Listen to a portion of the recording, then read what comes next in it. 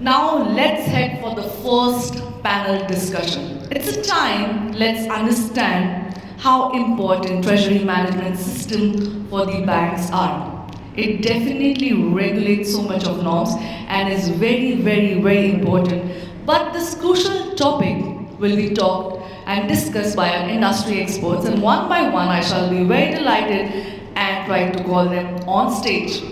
Well, the topic for the panel discussion is the treasurer for tomorrow, building efficient and integrated treasury management system for the bank.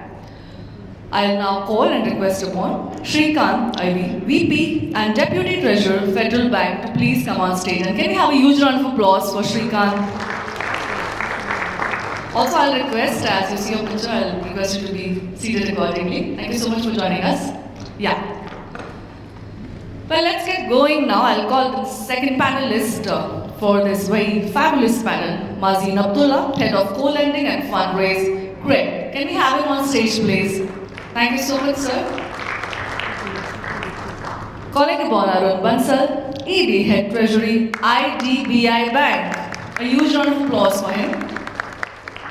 Calling upon Pradeep Kumar, TCM Sales Director, Finastra. Can we have you on stage, please?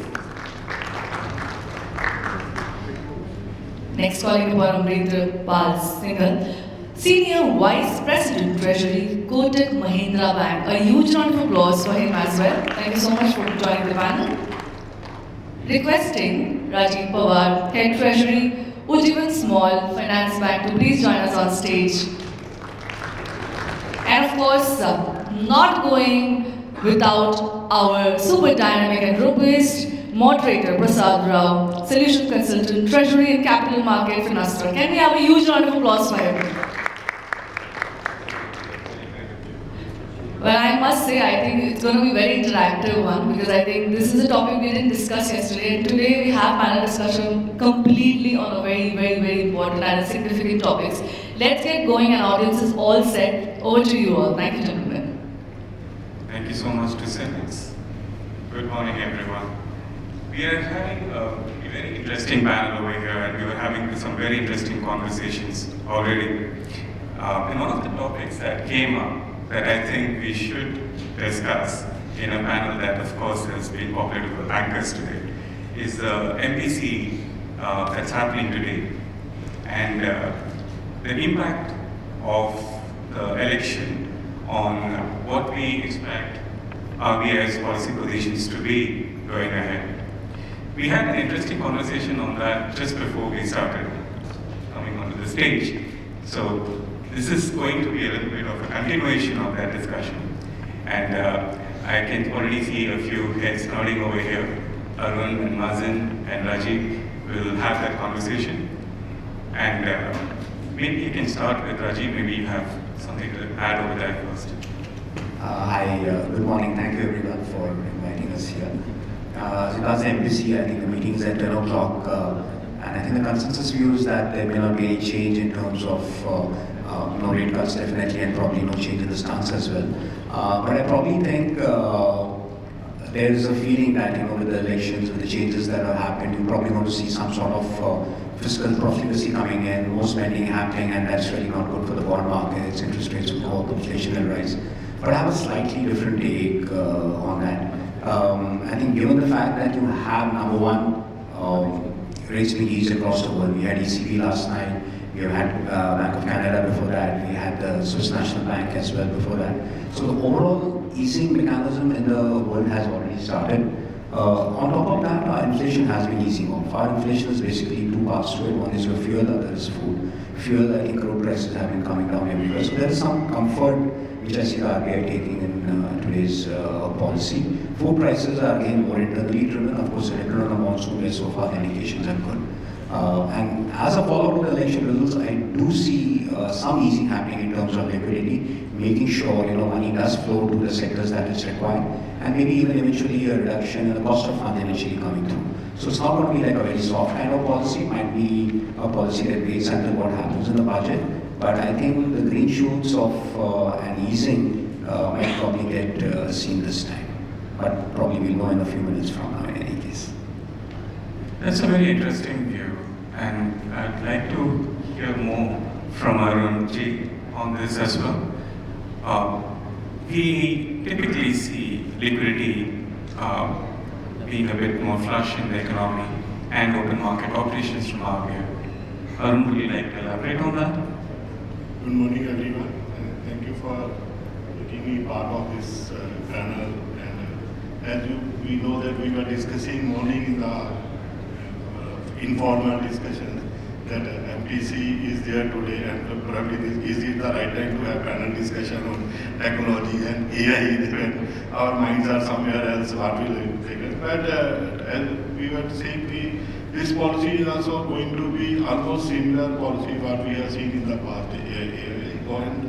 Governor and MPC has taken it proactive steps also in managing the liquidity in the system. Whenever when we take that VRR or VRR also, they have been keep on coming off and on to make the liquidity balance in the system. Probably that is the way last 6 or 7 MPC we have seen, though there have been no rate hikes or rate cuts, as the market keeps on anticipating that there will be there. But seeing the broader part, global concepts are there, we have been on track. And I don't think anything will be discussed in this policy also. So far liquidity is there. So somewhere they may use it for tweaking with our rates also. When they want that rates, even 10-year or shorter term rates are going up, weighted average call rate is going up, which is a parameter of liquidity in the system. So when they see that they are touching the ceiling, so they come with some infusing the liquidity. And now we are seeing some buyback is also happening where they are buying the 𝐓𝐶 and other thing which is already going to mature in this year itself. So they are managing the liquidity. So I don't think any decision or anything will be taken. Yes, this is primarily a management of liquidity-oriented MPC. There isn't going to be policy decisions. But this is a very interesting election, and there have been market movements that are unique, that have been seen for the first time during this election. Perhaps, Mazin, you'd like to elaborate further? Yeah, I think RBI governor will probably announce his decision in the next 30 minutes, I think by 10:15 or 10:20. I think I agree with the panelists. I don't expect a rate cut in this MPC meeting at least. I think they will wait for the budget to take the call on the rate cut. However, I think largely India's inflation has been in the range of 4% to 5% in the last few months, and I think largely if the inflation stays in the 4.5%, around 4.5%, I think at 4.5% inflation and assuming a real interest rate of around 125 basis points, I think from a medium term perspective, I expect inflation to be around 4.5%, and at let's say 125 basis point real interest rate, I think the repo can be at around 5.75%. Today we are at 6.5. So I see a scope to cut rates by 50 to 75 or maybe up to 100 basis point. I think most likely because the euro rate cuts have started, and I think we were discussing it has happened in maybe Canada as well, right? Right. So I think euro rate cuts have started, Canada rate cuts have started, and I think even in US rate cuts should start. I don't exactly know when is the next Fed meeting. But I think in US also the rate cuts should start. So in my opinion, most likely the rate cuts should start from August MPC meet. MPC obviously meets every second month, right? So the meeting in June, next they'll have a meeting in August. So I expect MPC to start cutting rates from August. If not in August, then I think the next, which will be October, is when the rate cut should start. And over the next 2 or 3, or maybe 4 MPC meeting, I expect around a 75 basis point rate cut and repo rate to stabilize at around 5.75. And by that time, I think US and Euro rates, which are at today at between 4 to 4.5, should have fallen to let's say a 3%, right? So there will still be a difference of around 250 to 75 basis point between the Fed rate and the Indian repo rate. That's fantastic. Essentially, we see a slope to the policy today, but perhaps not a policy decision. I had a little different take on that. So I think while ECB has already started, they've cut interest rates by 25 basis yesterday. I think Fed still has some time to cut interest rates. So if you look at the statements that have been coming out from Fed governors, all of them have been indicating that inflation still looks a little sticky, and they'll wait for inflation to substantially come down below 2% before they take any action towards cutting interest rate. And I personally believe that RBI is not going to cut interest rates before Fed cuts interest rate. So maybe my view would be first we would see an interest rate coming from Fed, and then only maybe RBI would cut interest rate. Yeah. Clearly, this is a topic on which we should have a poll. We have a panel that has split opinions on this subject. Perhaps Sreekanth, you would like to add your opinion as well on this. Where do you see the policy focus of RBI? Thank you, Prasad. So, can I quickly use this occasion now to compliment what my panel members have told, but instead think about what could be there for an MPC meeting 5 years from here. Will we have a trading board predicting the MPC? So I would tend to say technology can enable working through the overwhelming data that is out there. So that's the beauty of market. Like we have 6 panel members here, and we'll have 6 different opinions on what could be the outcome. And can we have technology aiding us tomorrow? Is the thought that I would leave with the panel at this moment. Thank you, sir. Thank you. I wish somewhere AI should help us in getting to know what MPC is going to take all of that. Going forward, we can read out the minds of governors and other people. Well, technology has definitely been an enabler to banking, always. In some ways, from a technology perspective, we typically see banks as essentially wrappers around the technology that they use. That's a truism, perhaps, but there is truth to that truism. It sometimes gets apocryphal when somebody like Arun says that AI is going to replace human beings, but technology is the reason why we are here. And without modern technology, modern banking is not possible. What we would like to do in the next 40 minutes is take a deeper look at the role of technology. We start by identifying some key trends in the markets today, in the treasury and capital markets particularly, and how it impacts the role of the treasurer. So you might be aware of this as well. Since the GFC, over the last decade and a half, the treasurer's role tended to focus a lot more on regulation than on trading capabilities, expansion of trading capabilities, profits, and of course profits are always an objective, but the comparative importance that was paid to risk management was much higher. This was, of course, an understandable reaction given the impact GFC had on treasury and capital markets. But focus seems to be shifting now, thanks to more innovations on the technology side, enabling newer trades, newer counterparties to come in, new forms of counterparties to come in. We have a bit more of a focus on deepening our treasury and capital markets today, and technology is a key enabler into that conversation. I will ask Rajeev ji to start that conversation, and perhaps Amrender ji can continue this. So the question that I would have is, how do you see these trends shaping the treasurer's role today? So basically, we've had a lot of change. As you said, from the great financial crisis, the whole focus shifted towards risk, compliance, etc.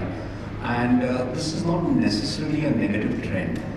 When you have regulators looking more closely at your balance sheets, it obviously helps you sort out one particular problem, that you don't have to worry that you're the only one looking at the risks in the market. There's somebody else also looking at it besides you.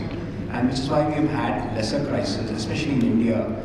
You had Silicon Valley Bank going on, etc. For so many basic reasons, basic liquidity, LCR, cash management, which they didn't do well, not manage their ALM gaps well. A lot of these changes which have come about, and that's actually, some of it has come from banks themselves. It's also come from the regulator itself, which is in terms of technology. we give a lot of importance in risk management to how we do our trades, how we play with markets, how we look at maybe risk management for say for derivatives, any esoteric kind of transactions, or pricing those transactions. All that's important and it's required and that's being done. And most treasuries believe that they are in the forefront of technology and they use the best possible technology. But actually they don't. I mean, just sitting in front of an 𝐓𝐴 auto matching system and buying, selling securities is not technology. That's like the very basic kind of thing you can do. It's just a matching system.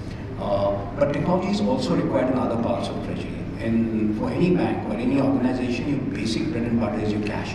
Where does your money come from? How does it go? What is the quality of the money coming in? And where does it get deployed? If you're an individual, you want to know, how does your salary come? Does it not come in every month? If you're a business, you want to know how do those flows come in? If the money is being spent, you want to know your housing EMI, your car loan EMI, does it go out on the 1st or the 15th or 22nd of the month? Within you can manage it yourself. But when it comes to a whole bank, you require technology. You need behavioral analysis to understand how are my cash flows coming in, where are they going on, which is where you require help. Yes, things like, predictive AI has helped us a lot. In fact, because of generative AI, we have forgotten a lot about predictive AI, which has done a lot, especially for banks, for financial institutions. So it really helps you a lot, and it's going to help you going ahead. But using this technology to fine-tune ourselves, have better behavioral analysis, manage our risks better, that's something which we are definitely going to learn. It's only going to increase, and it's going to be a huge help to us. It's going to reduce your time lags in dealing with customers, handling your customers, taking care of the response you have to customers, and effectively increasing your profits, which is what we are eventually looking for as an organization. That's brilliant.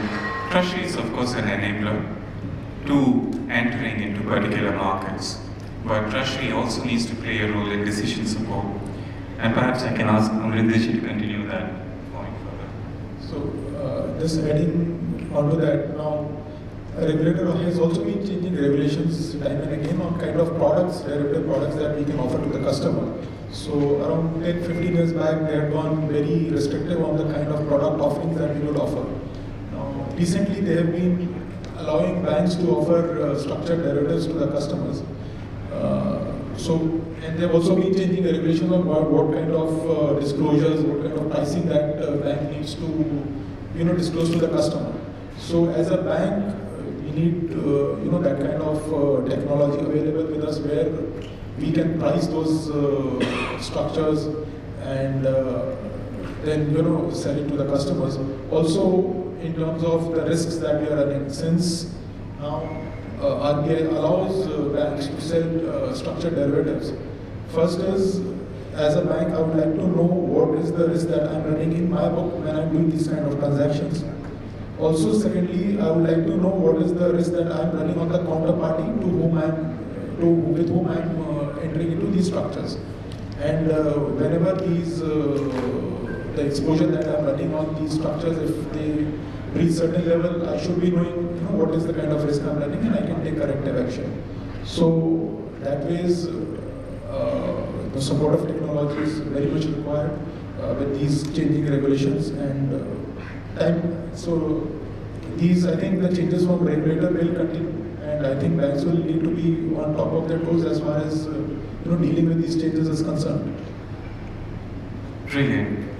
Essentially, technology acts as an enabler to entering into certain markets for you, either in interbank markets through platforms like 𝐓𝐴, and often as Rajeev says, we sometimes imagine that's the best technology because it enables us to beat our peers in the market.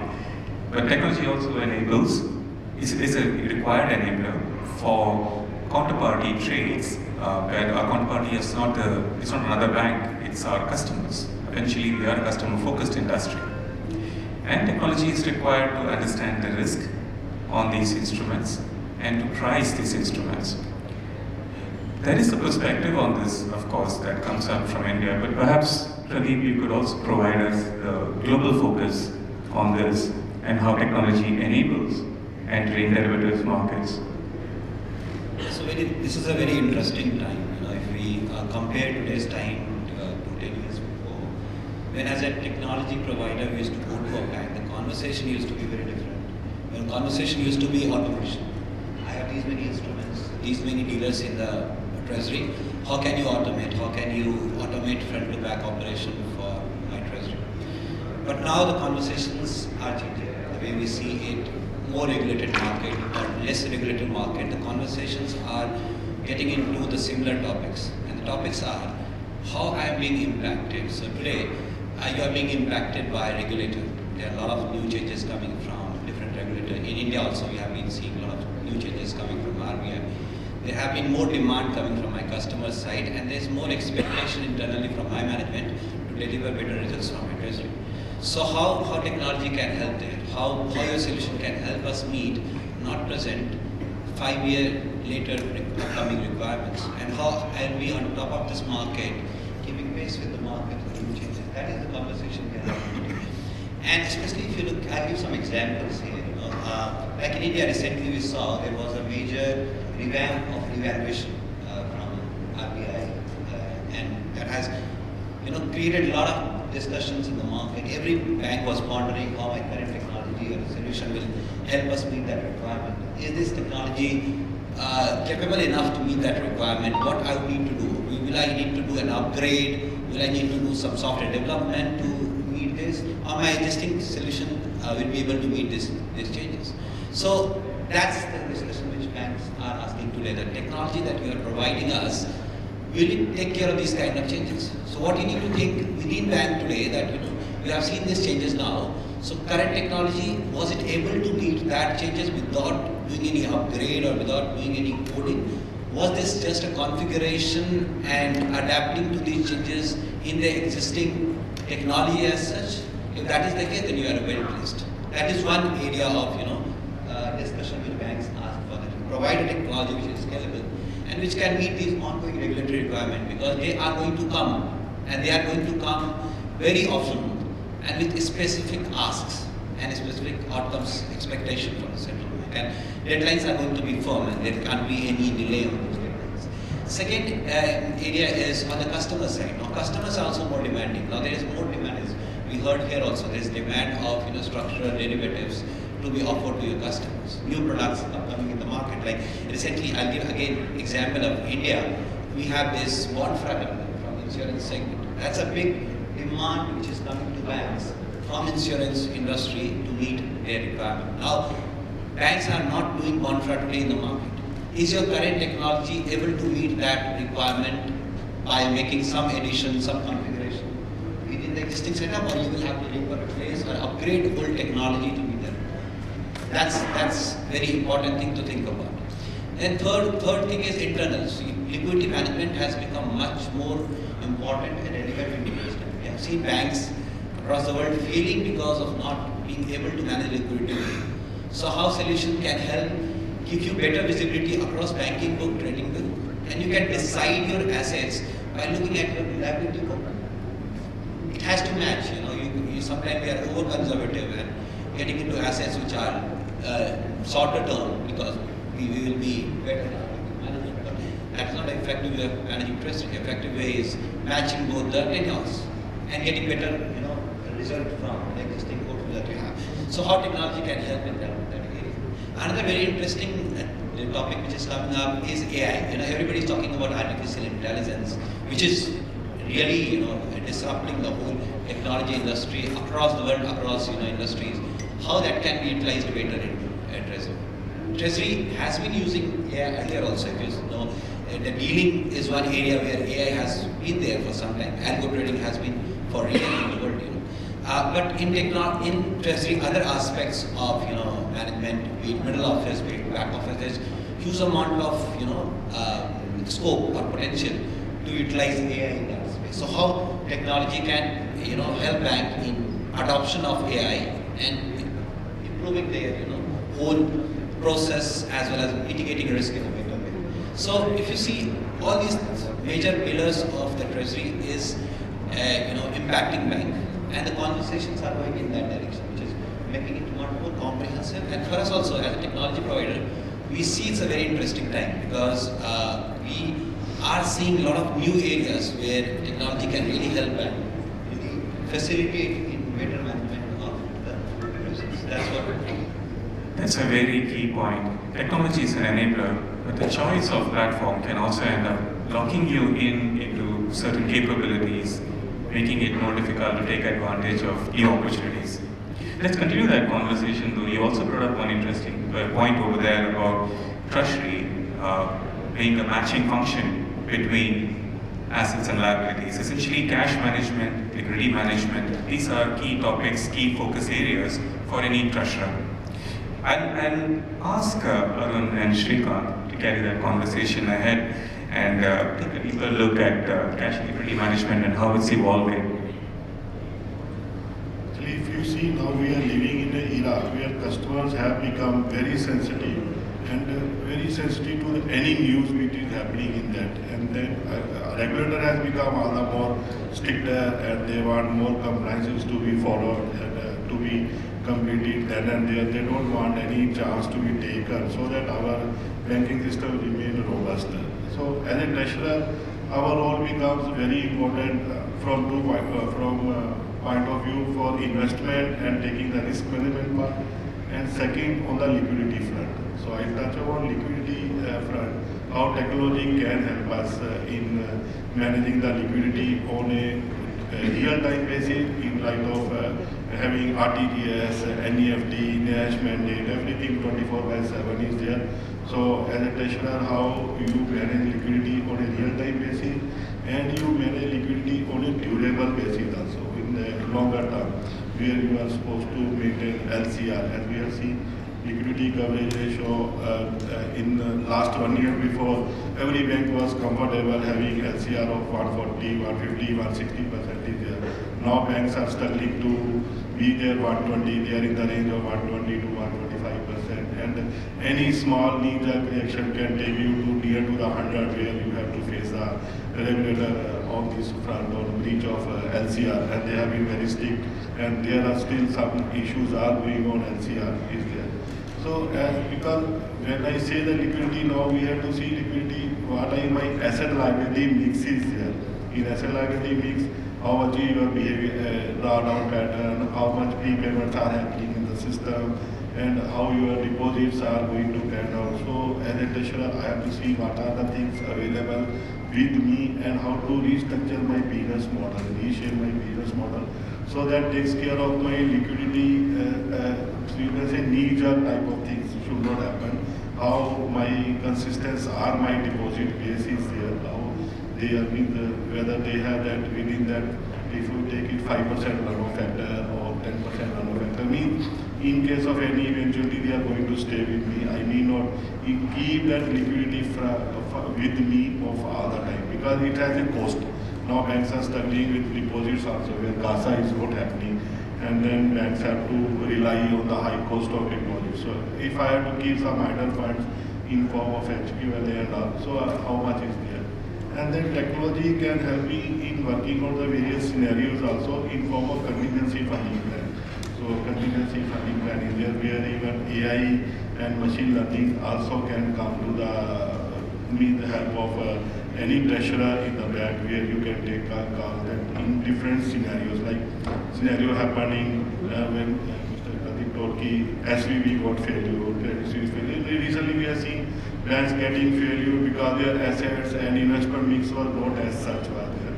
So in case of such scenarios, stress scenario, what are the assets or what are the liquidity resources I resort to, or I depend on that part. So that should be technology can help us in that point of view. And the second thing, investment, when I take a call on investment, how my risk management limits are there in shape. If I take some investment, whether I am within those limits of taking care of my duration, my duration, or PV01, all of those things are there. So that is there. So technology and told there is a new things are coming, bonfires there, forwards are there. So whether I am ready technologically also to offer such products, because we may have the talent, we may have the skills, but whether I am technologically ready to do that part is there. So that will be my part in it. Apart from that, customers anyhow we are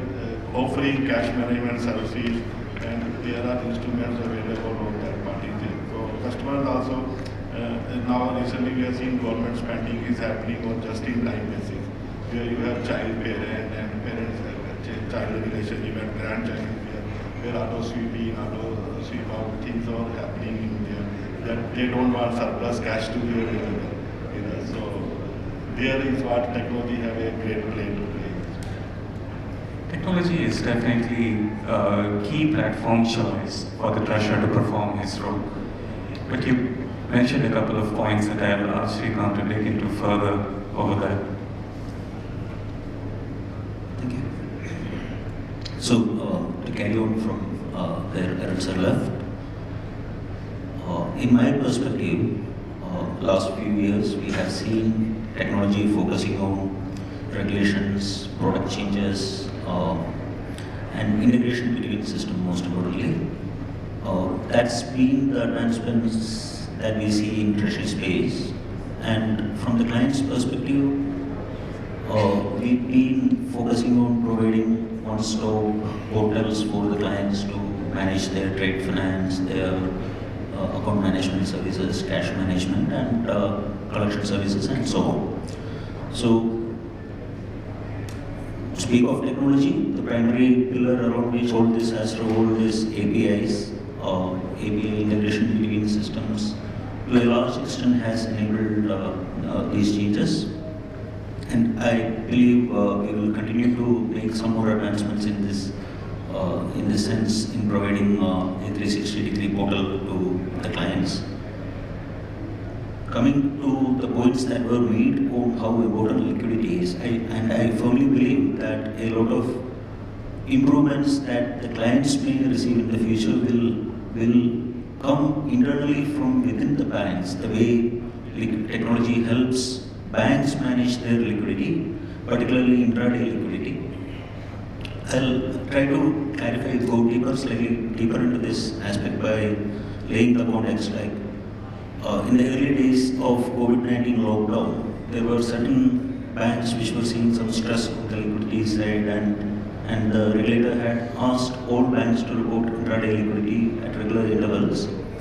And that's, I would say, the starting point where technology started helping banks evolve the intraday liquidity frameworks.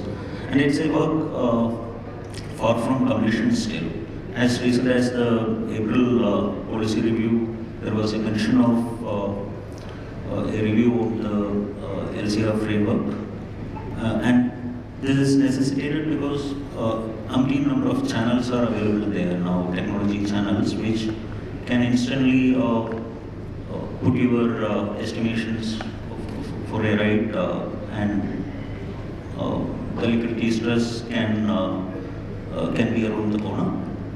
So largely, I think from here what we may see is internally, we may see connector sort of services, technology that is not currently being used by Indian banks, to my understanding. That may sit on the core database as well as on the payment gateways, and will provide, most importantly, the real-time measure and ability to monitor intraday liquidity. And based on that, see, APIs, that's the beauty of APIs as well. From 5 years back, we were used to batch time processing, and we are seeing real-time processing on many. It's from the adoption of APIs, and we have more to take from there. Once these connector sort of technologies emerge, we can very well see AI is also coming into picture. As of now, the payment sequencing, scheduling, etc. is mostly manually decided. We have a logic. Most banks follow a logic like up till the market timings, we will let what is previously informed to the treasuries, we will let them pass the large tickets. And post that, some small tickets is where the filters are kept. So from such simple rule-based filter, once real-time measurement and monitoring is enabled, AI can come into the play. Like AI can study the patterns and find out which one to be prioritized, which one to be stored. Those are the kind of changes that I think may emerge soon. It's a very interesting perspective.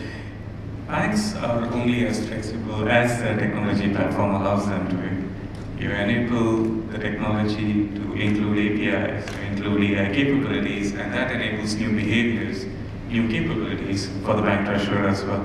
But one of those points that you mentioned, I would like Rajeev, if you can have something more to add on that. I think Arunji had also mentioned this. Behavioral simulations are necessary for illiquidity management. It's not often understood too clearly on the treasury side, but ALM is a key area of focus for the treasury, and within that, the liability side of the bank's books are a key component of treasury decision making. So what happens is, in banking, the easiest thing is to lend out money. You start with a checkbook, you want to lend, you give a decent rate, you can lend it out. Getting that money back is the tough part, your credit. And the most difficult part is raising money, getting deposits in. But getting just deposits in is not enough. You can take a loan from a bank, if you're an NBFC or you're a fintech, and lend the money out. What you require is continuous steady money to come in. The money which stays with you, what is called sticky money. And you also want the whole process not to create too much of excitement for you. Banking typically, if you are a bank, and I think it was the former MD of HDFC Bank who said that, is you're going to make banking very, very boring.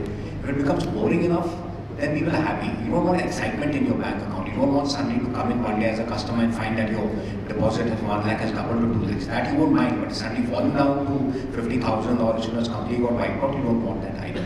So you want sticky, consistent deposits. And the bank is basically a collection of everybody else's deposits, money which are there. So from the regulator's point of view and the bank's point of view also, it's very important to know the money that I have, how long is it going to stay with me? Now you can't go about asking every depositor, you want to take out your money tomorrow, what money is lying in your saving account, what do you want to do with it? Ask a large corporate that, do you withdraw it, you have a new project coming up. They'll ask you to take a hike and probably move the money somewhere else. So that's where your technology comes in, where your analytical skills come in and understanding the quality of your deposits.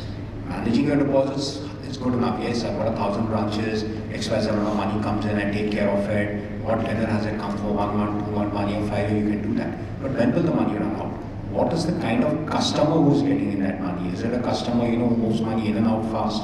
Your customer could be a stock market operator who's there, places margin, when a payout happens, he takes it back. It could be a large corporation which is there is always surplus and then keeps the money for 1 year with you. It could be a senior citizen who's just shopping around for a deposit at higher rates, and when the rates go higher, he's going to break that deposit, he or she, and go to somewhere else. Understanding the behavior is very, very important. It seems like a very boring kind of job to do. But technology has to step into parts of banking where things are boring, where you don't want to do it. Nobody wants to sit on an Excel sheet and work out and run a few macros and figure out what's the quality of my deposits, what's the nature of the deposits, the various ratios which the RBI gives you, the LCR, the components of it, of NSFR, which is a longer term liquidity ratio. How is it worked out? That's where you need technology, where you use system providers like Prasad's firm, other companies to come in and step in and tell us. Everybody's ready to talk on how you can better trade, how you get this is the entry level for your stock, this is where you should exit a particular stock, this is the trend analysis, you can create a two-factor model. Those predictive models are already there, they're working well and we're happy with it. But on the liquidity, ALM, cash management part of it, which is the bread and butter, that's the engine for any bank. And even more so for non-banks, for someone like CRED, for any other organization, getting in money is most important and making sure that money stays with you. Giving money out, as I said, is easy now, but making sure the money stays with you and then reducing your cost of funds, which is the segment where I can get my money lower. I might think that, yes, current account and savings account deposits are very cheap. Savings account rates can be high. Current accounts come at a cost. If you want current account deposits, you want to open those branches in areas where you can serve those customers, large corporates and all. There's rent from the branch. There are various other things. Those analysis need to be done. So it's not that because the current account gives you 0 interest, it's free money for you. There are different costs attached to it. So understanding all that, there are multiple factors. Whenever there are multiple factors, that's where technology has to come in and help you, because it will fine-tune that particular aspect for you.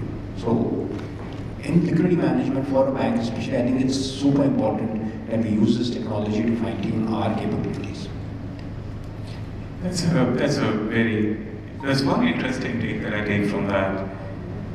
the banker needs to be excited about their job, but the rest of the economy better not be excited about banking.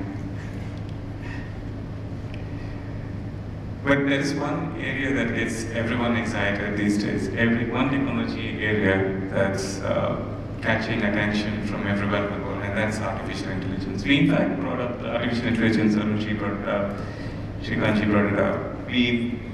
We find it hard to discuss trends in technology without including AI in that conversation.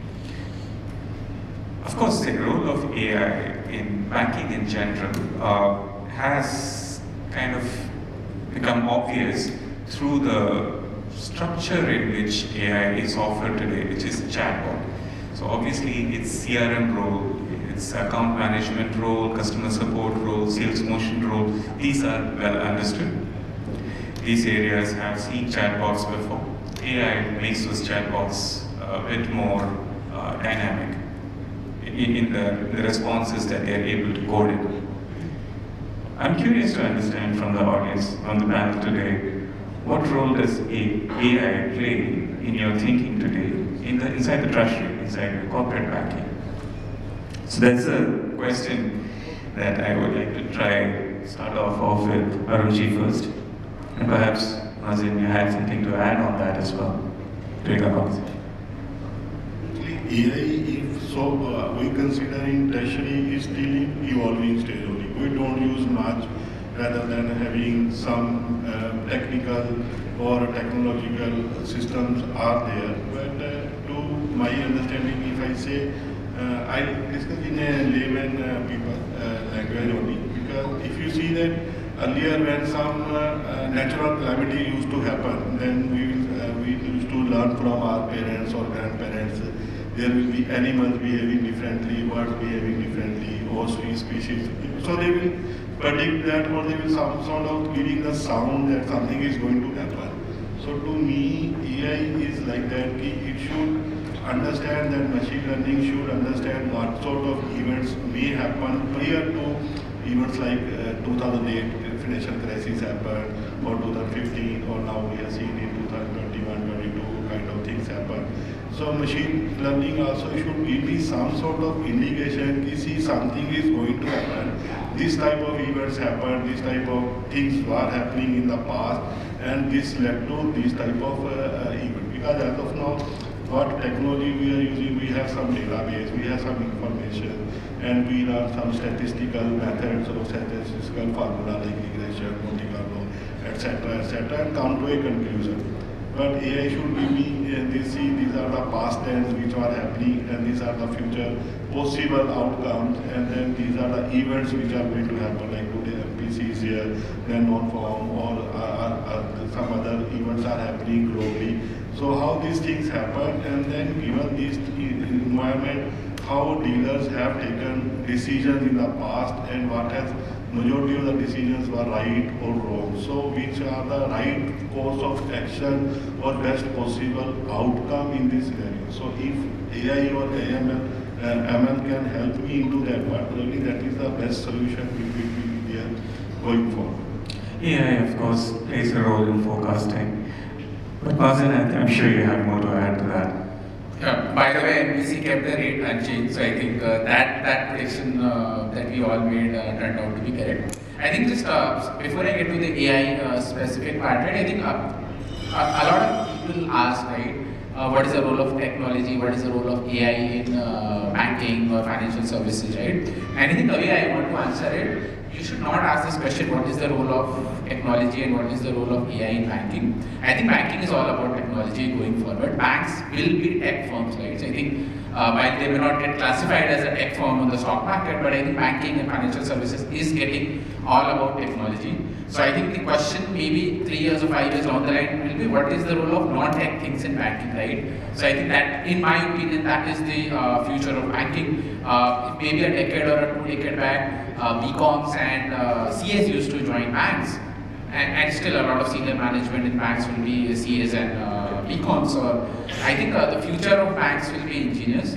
I think the way the technology and AI is what I think will shape banking and financial services. And I have and I say this with a lot of conviction. I think coming to the role of AI in Treasury, I think while we discussed on the trading and the supply side of it, I think just to talk about the demand side, right, and talking the use of role of AI in, let's say, the demand prediction, right.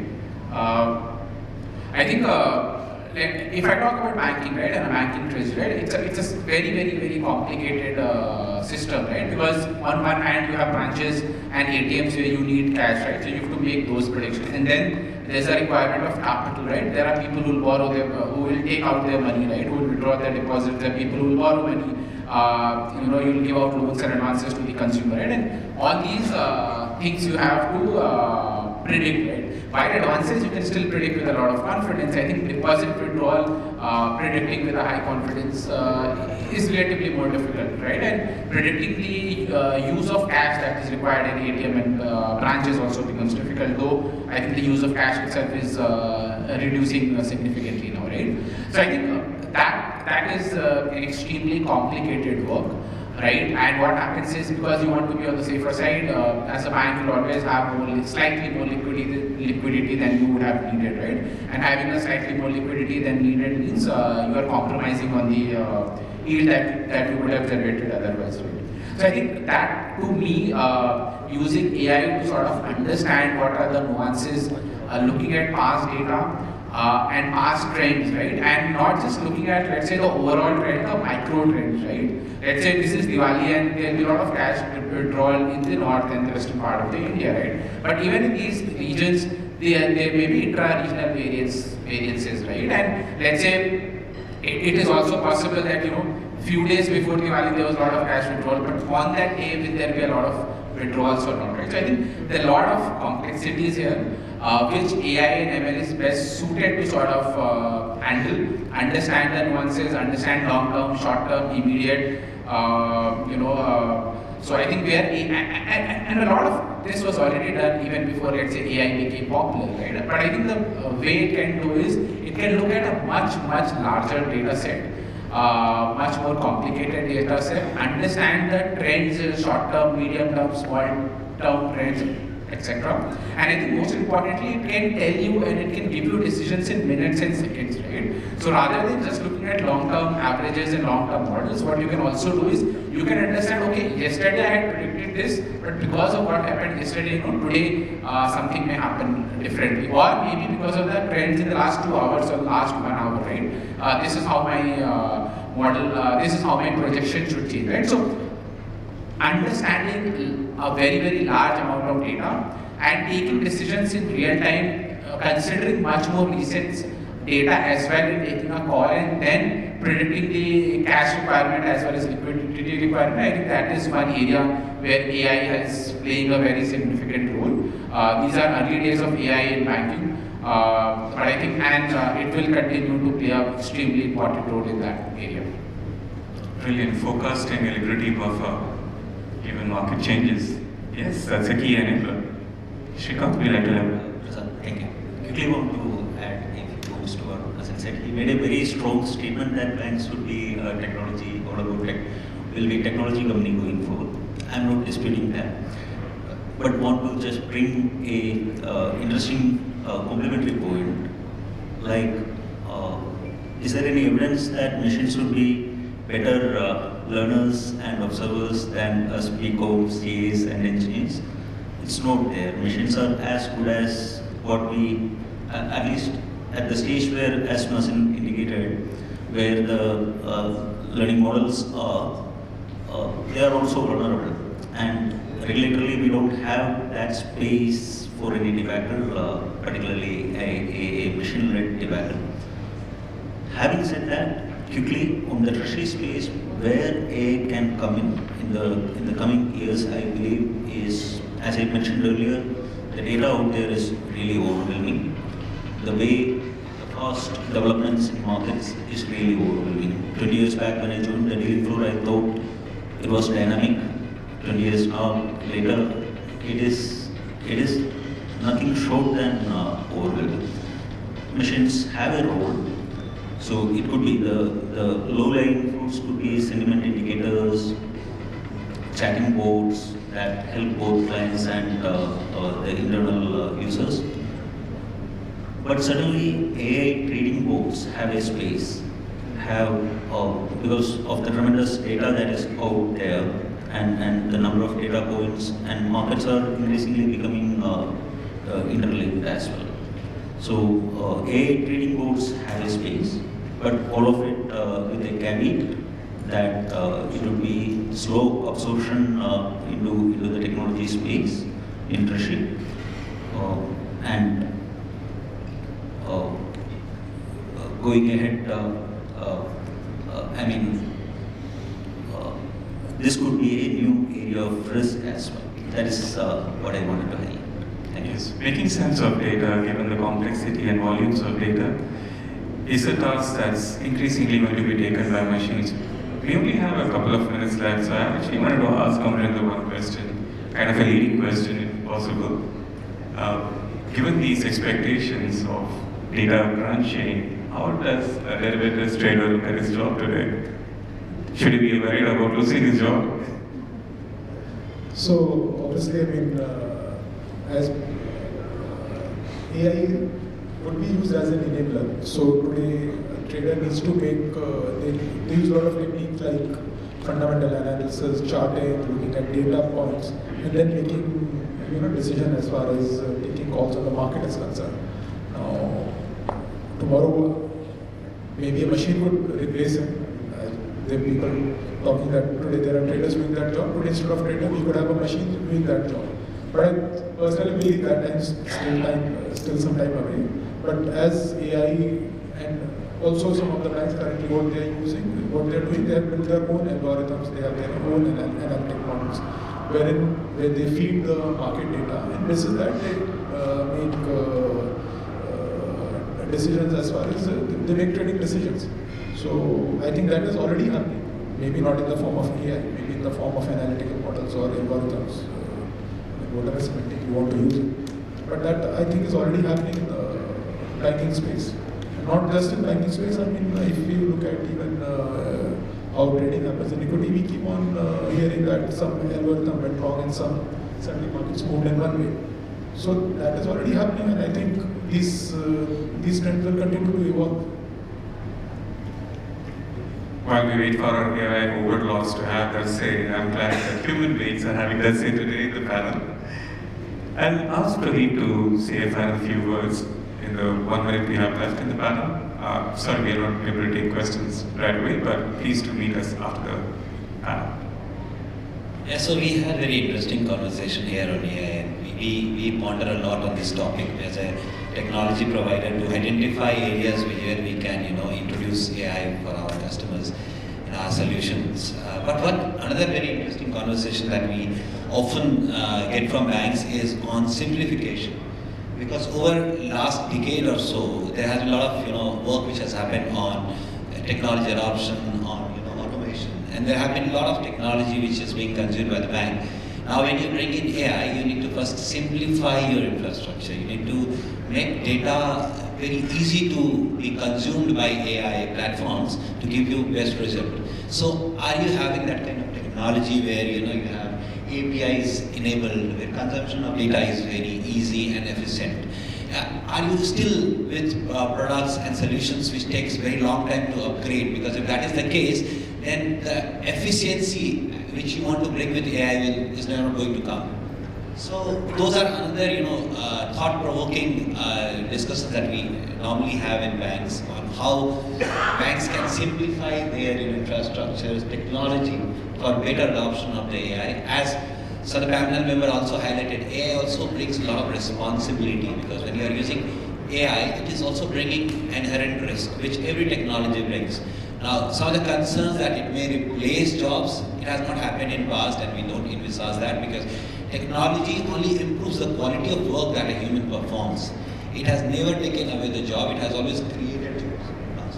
And that is what is going to happen in case of AI, which is our expectation and prediction so far. But the thing is, that improvement in the quality of work, or that improvement in the processes, can only happen when we are looking at the entire infrastructure of technology as a whole and getting it ready to be there. Otherwise, just trying to bring some innovation using some technology will not give you the desired outcome that we expect in the beginning of the journey. So that's another thought that we are, currently discussing in the fraternity. I thought that will be interesting, thought-provoking food for everybody to think here. And yes, AI is definitely going to revolutionize, and we are looking forward to it. I look forward to hearing further from you. We do have another minute or so, so if there's a question from the audience, please let us know. Of course, you can also meet us after the panel meeting at our booths. All right, this was a very entertaining and very interesting panel discussion, and I really have to honestly thank all of you for participating. Thank you so much. We do have some time. Can you take a few questions from the audience? Few. Absolutely. Yeah. Absolutely. Anyone? Please.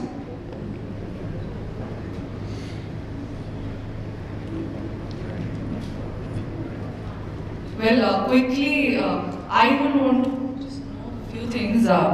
Quickly, if you can just summarize, what are the things to keep in mind, while you're making or implementing new treasury management system? Just quickly. Anything? Sure. Treasury management essentially requires 3 areas of oversight when we select a technology platform. Essentially, technology enables you to enter particular markets. It enables you through integration, through new capabilities, enables you to offer your products through your retail branches or through retail distribution methods. It also enables interbank participation. Without technology, it's very difficult to go back to an OTC world where you could do these trades on the phone. You must introduce the right platforms to enable trading in particular markets. But it also requires the capability to do pricing on these instruments, to do contract management on these instruments. Traditional form of managing complex contracts used to be simply handle the GL, and all of the contract complexity was in Excel. That world is long gone. Regulators don't like it. And you're exposed to way too much market gouging if you simply rely on Excel to manage these complex contracts. You must select the technology platform that enables you to enter these markets and enables you to trade the contracts that you're interested in trading in these markets. A third area that you must consider when we select technology platforms is how the impact of these contracts would be managed on your enterprise balance sheet. Every contract essentially enables you to take particular positions, particular risk positions, or enables you to hedge particular risk balances that you have on your enterprise balance sheet.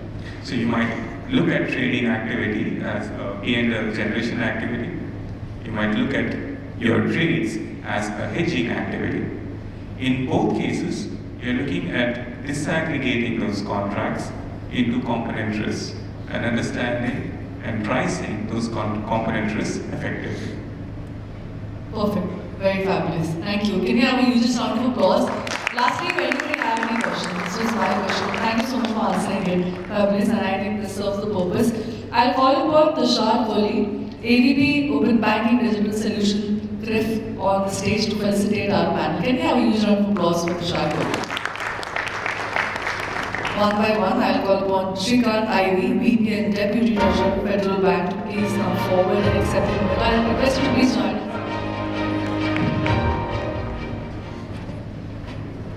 I think can we have a huge round of applause? Literally, we're having a very, very insightful session.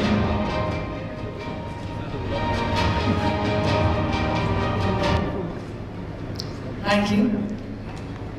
I'll call upon Mazin Abdullah, Head of Co-Lending and Fundraise CRED. Thank you so much.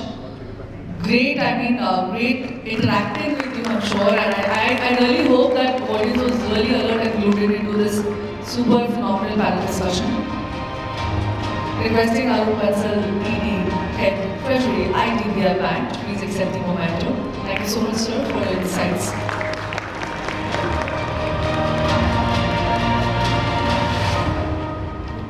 Calling upon Pradeep Kumar, TCM Sales Director, Finastra. Can we have you on stage or huge round of applause for him?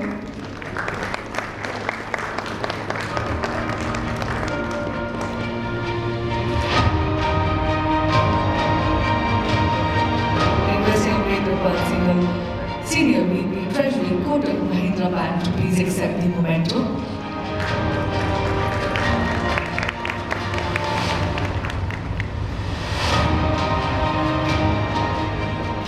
Calling upon Rajeev Pawar, Head-Treasury, Ujjivan Small Finance Bank. A huge round of applause for him as well.